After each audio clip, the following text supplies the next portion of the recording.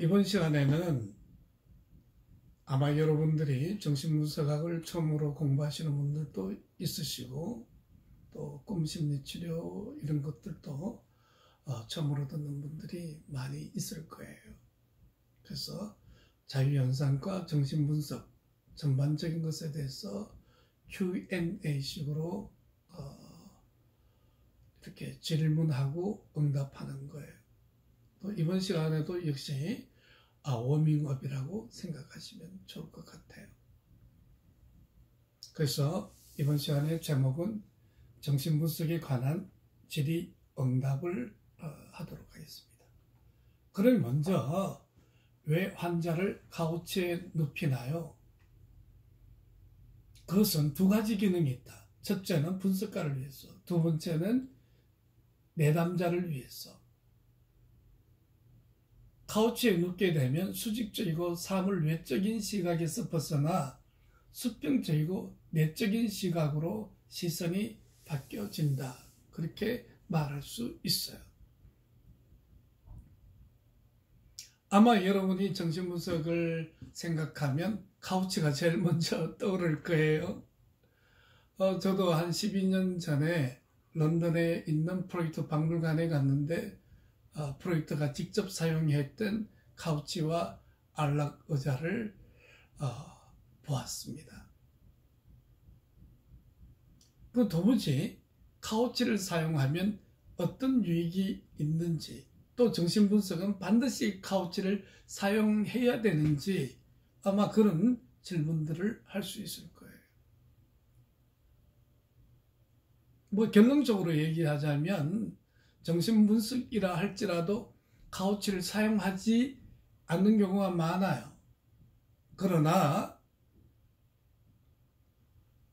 예를 들자면 그림치료 또는 놀이치료, 그거 어떻게 카우치를 사용하겠어요? 그렇다 할지라도 무의식적 진실에 가깝게 도달하게 되거든요. 그래서 대전제는 반드시 카우치를 사용해야 된다는 것은 아니지만 사용하면 이런 유익이 있다는 겁니다. 첫째는 분석가 자신을 위해서 유익하고 또 내담자를 위해서도 유익하다. 내담자가 카우치에 눕게 되면 내담자는 수직적이고, 수직적이라는 얘기는 넓게 보지 못하고 한 곳에 초점해서 본다는 거예요. 그리고 사물 외적인 시각에 머무르게 되는 거예요. 카우치에 눕지 않게 되면. 그래서 분석가의 표정에 따라서 자신이 페르소나로 대할 수 있고, 또 나아가서는 분석가에게 거짓자기로 또 병리적인 형태로 대할 수 있기 때문에 카우치에 눕게 되면 수평적이고 내적인 시각으로 시선이 바뀐다. 이 말은 자신의 무의식적 내면 안으로 깊이 침잠하는 데 도움이 된다. 그런 얘기예요. 또 분석가가 환자의 시선을 계속 받게 되면 자신의 내면 안으로 들어가는 것이 어려워요. 분석가 자신도. 그리고 환자도 분석가로부터 오는 어떤 울림을 느낄 수가 없는 거죠. 그런 측면에서 카우치를 사용하는 게 좋습니다.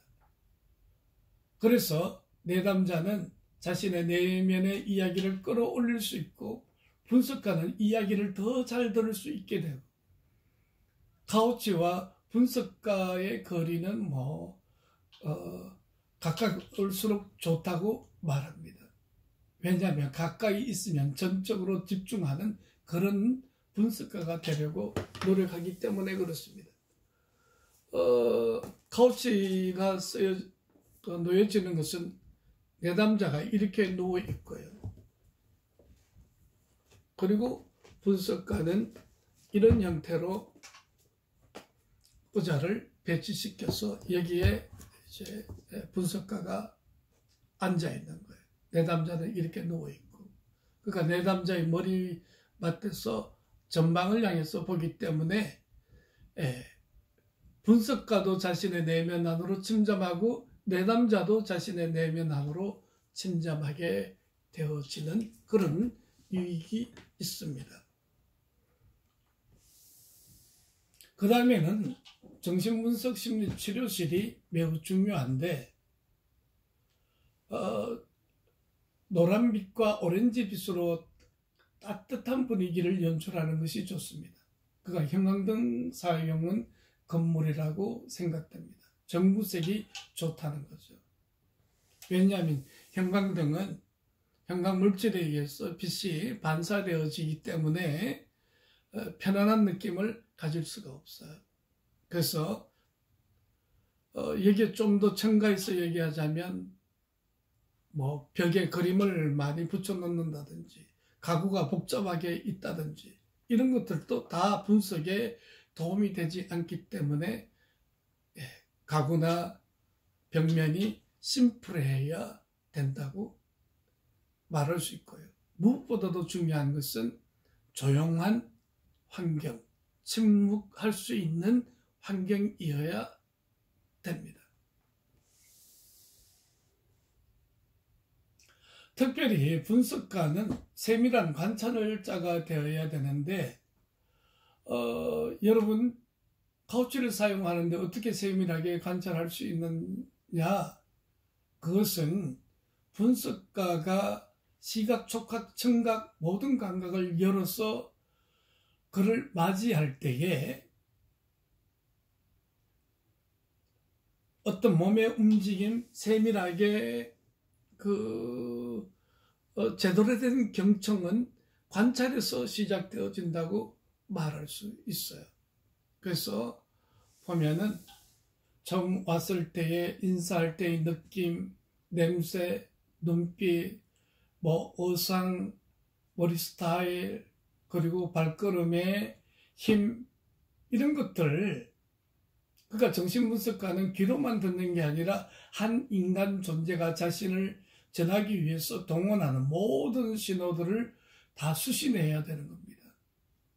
그래서 환자의 고통을 재경험해야 되는데, 분석가는 인간적으로 따스한 사람으로 남아있으면서도 그렇다고 해서 환자에게 동조되어지는 그런 형태로 되어서는 안 됩니다.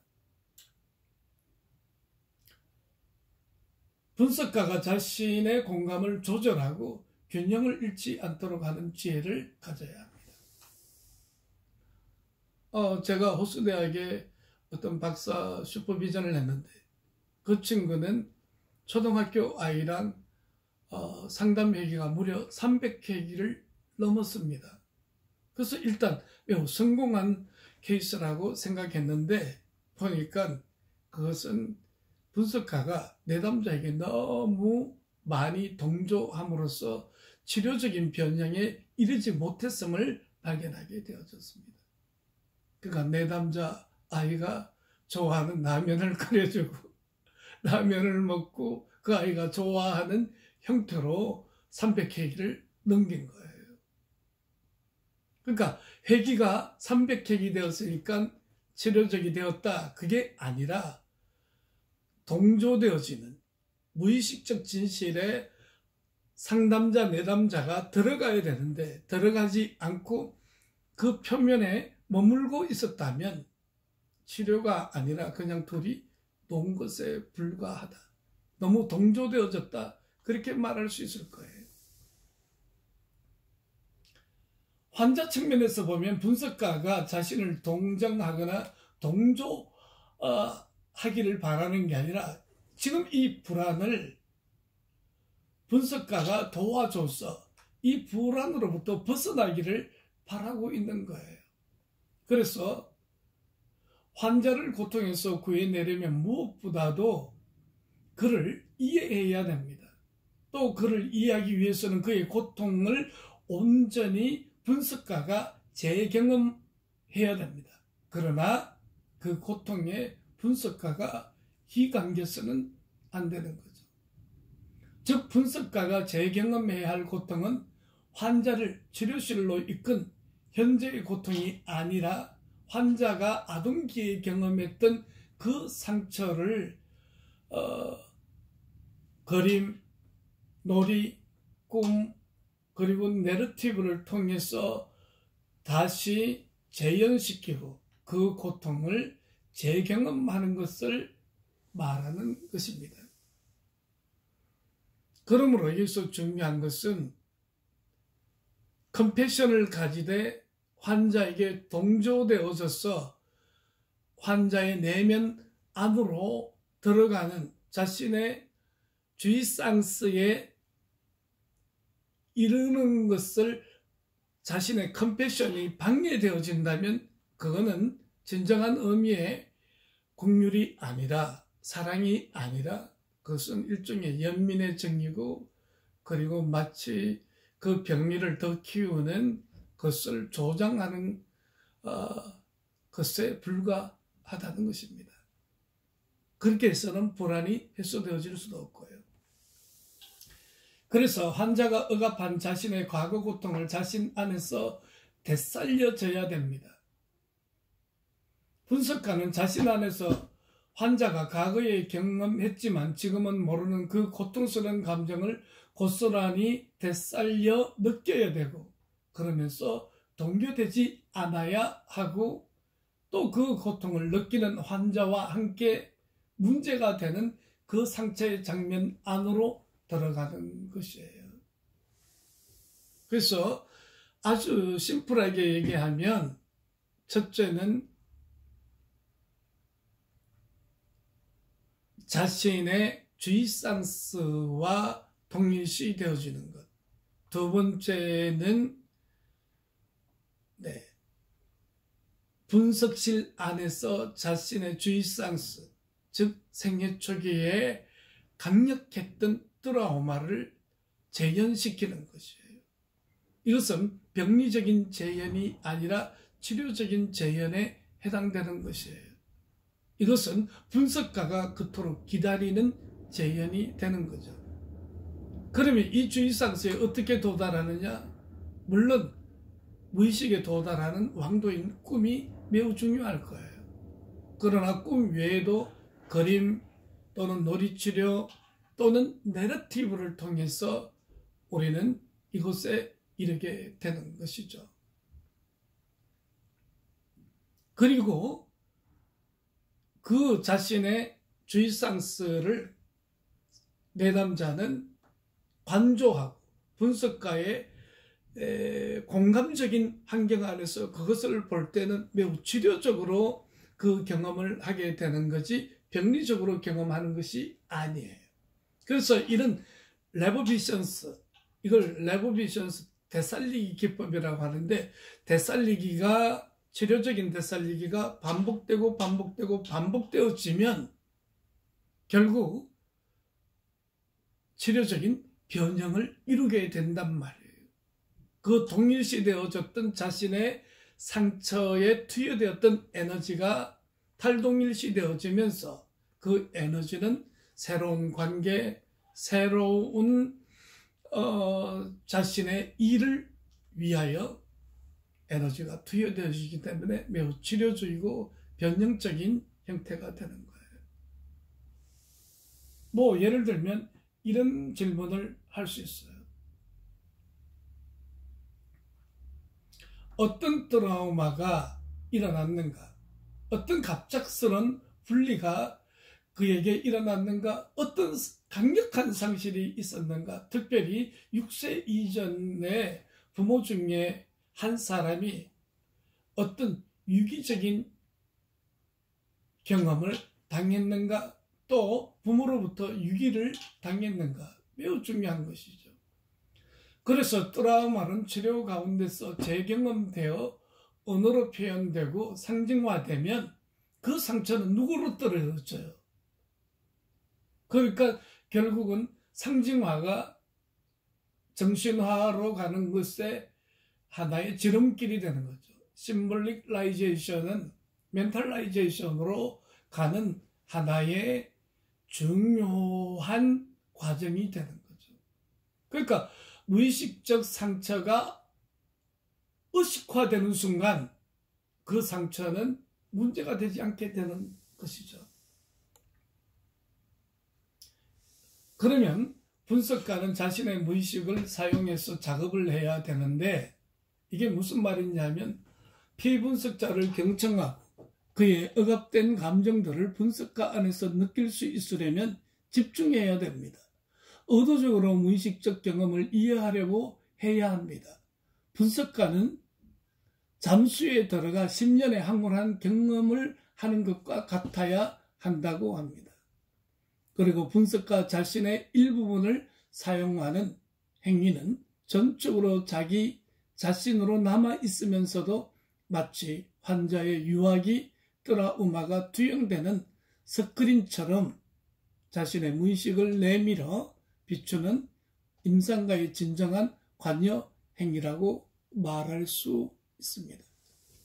그래서 분석가 자신의 무의식을 사용하는 것 매우 중요한데, 특별히 그 라강 학파의 나지오는 도구적 무의식이라는 용어를 사용하고 있어요. 즉, 내담자가 지금 느끼고 내담자의 내면 세계 전체가 하나의 이미지 형태로 분석가에게 떠올려진다는 것입니다. 이를 위해서는 첫째, 무엇보다도 분석가가 도구적 이미지 안으로 들어가려는 열망이 필요하고요. 이게 단순히 분석가에 의해서 자의적으로 나오지 않았다는 그 증명을 하려면 두 사람 다 아하, 맞아요, 정말 그거예요 하는 감탄이 일어나야 되는 거예요. 근데 제가 정신분석을 해보니까 이런 열망이 있으면 거의 대부분 도구적 무의식으로 내담자의 내면 세계의 한 부분을 이미지로 경험되어지더라는 것입니다. 여러분 한번 생각해 보세요. 어머니 아기는 언어도 없음에도 불구하고 완벽하게 두 사람 간의 쌍방통행, 무의식적인 의사소통이 이루어지잖아요. 그러므로 어린아이와도 그렇게 갓난쟁이 아기와도 가능한데,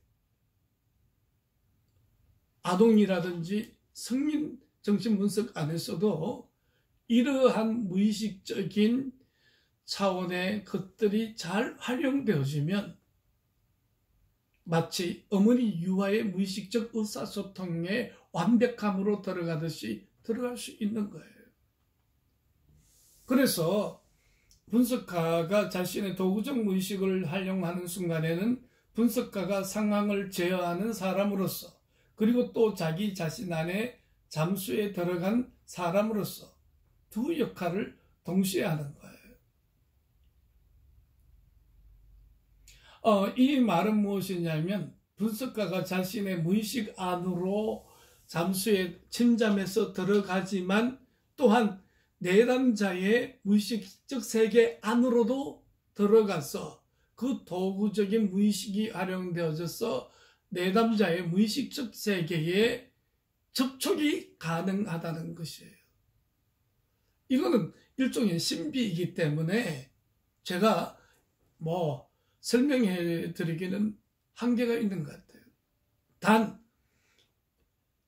세계적인 정신분석가 라강 학파의 나지오가 말한 것처럼, 또 비온이 말한 것처럼 우리가 이런 측면의 차원을 인정하고 열망하게 되면 실제로 여러분 무의식 안에서 내담자의 무의식과 연결해서 만나서 어떤 언어적인 의식적인 얘기보다 더 깊게 내면 세계를 볼 수 있다는 것을 확신하길 바라고 경험을 통해서 익혀지기를 바라요.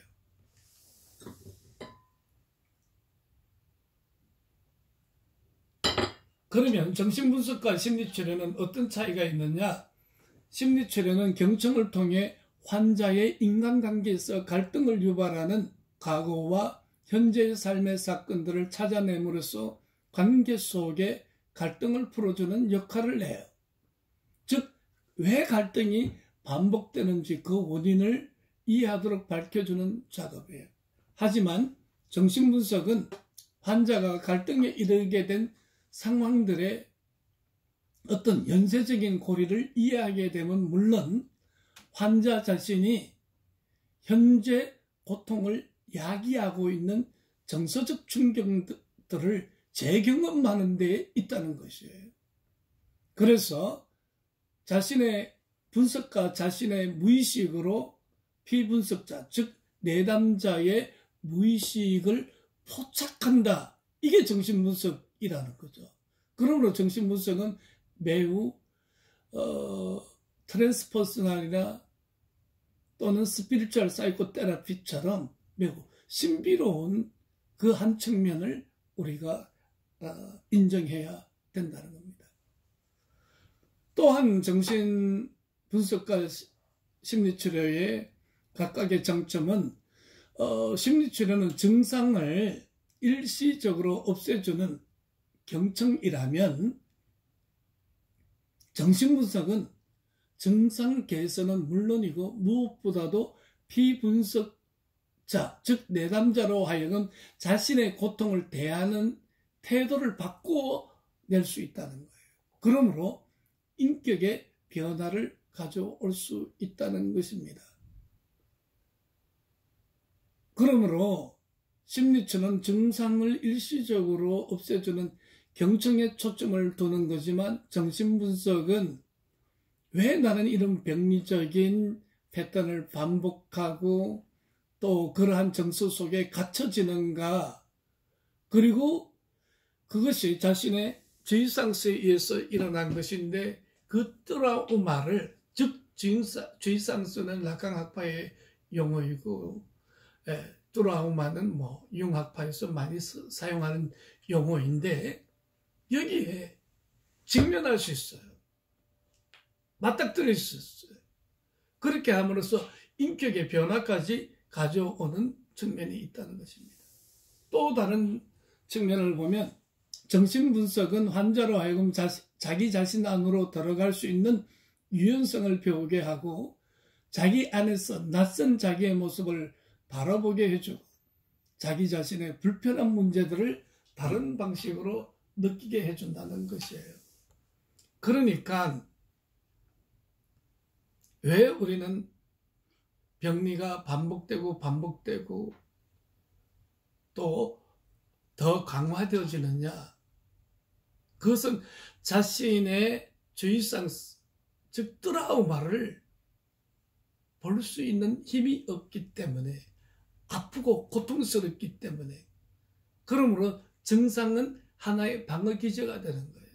그 증상을 반복함으로써 병리적이지만 그와 같은 심리적인 불안에서 헤어나올 수 있는 자신만의 어떤 정신적 안식처를 만들어내는 것하고 똑같은 것이거든요. 근데 이것을 분석가의 공감적인 환경 가운데서 특별히 꿈, 그림을 통해서 그 무의식 안으로 접촉하게 되어지고 그것을 바라보게 되어지고 맞닥뜨려지게 되면 그게 가득했던 독성이 점점 연해져요. 그러면서 그 주의상스가, 그 트라우마가 나를 더 이상 고통스럽게 하지 못한다는 것입니다. 그러면 정신분석으로 말미암아 인격 변화가 왔는데 이게 환자를 파괴할 위험은 없는가?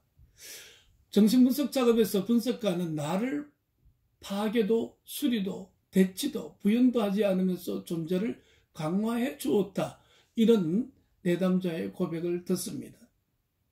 또 갈등에서 벗어난 환자는 자기 자신과 화해를 해야 하며 그 자신이 지니고 있는 것과 그 자신의 존재 자체로부터 출발해 자기 자신을 재발견할 수 있어야 한다는 것입니다. 그러므로 이것은 물론 인격의 변화는 환자로 하여금 불안할 수 있게 돼요. 왜 그러냐면 병리적이지만 익숙했던 패턴이 아닌 그 병리적인 틀 안에서 자신이 완전히 벗어나서 새로운 형태의 패턴과 새로운 형태의 정서와 결정을 한다는 것은 매우 불안한 거지만, 그러나 내게 잠시의 평안을 준다고 해서 계속적인 병리적인 상태에 머무를 수가 없지 않아요. 그러므로 인격 변화가 일어나야 된단 말이에요. 그 정신분석에서는 어떤 파괴도 수리도 대치도 부연도 하지 않으면서 자신의 존재를 강화했다는 얘기는 아마 사랑받은 사람의 모습일 거예요. 여러분, 사랑받을 때에 뭔가 자신의 인격 안에 새로운 창조적인 에너지가 움트고, 그래서 뭔가 새로운 일을 시도해보고 싶고, 또 인생이 아름답게 느껴지는 그런 기분 느끼는 것하고 매우 비슷하다고 볼 수 있어요. 그래서 환자의 인격을 변화시키는 것이 아니라 그가 현재 태아 상태로 갖고 있는 것들을 가지고서 그의 인격을 더욱 풍부하게 한다는 것입니다. 그리고 가능하다면 그 자신을 다른 방식으로 사랑하도록 가르쳐주는 것입니다.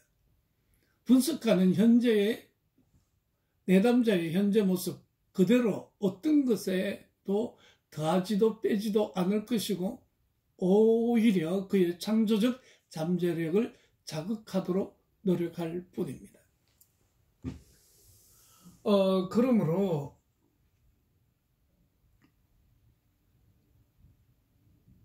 제게 만약 그 병리적인 게 무엇이냐라고 얘기한다면, 어린아이 수준에서 더 이상 발달적 과정을 거치지 못한 사람들, 즉 생애 초기에 강력한 트라우마로 인해서 발달적인 변형을 거치지 못하고 그 상처받은 트라우마가 입은 그 순간에 머물러 있는 것이라고 말할 것입니다. 그래서 그는 병리적인 형태로 자신의 고통을 대신하는데요. 그런 병리적인 방식이 아니라 진정으로 자신을 사랑하는 것, 그리고 다른 사람과의 관계에서 자신을 사랑하면서 다른 사람과 관계한다는 것은 환자의 인격을 파괴하는 것이 아니라 발달적 변형으로 전환시키는 것이라고 말할 수 있을 것입니다. 일단 제가 이렇게 몇 가지 질문을 던져놓고 대답을 했어요. 수업 마치고 우리가 줌 채팅 화상 수업에서 여러분 더 질문이 있으면 질의 응답해 주시기를 바랍니다. 감사합니다.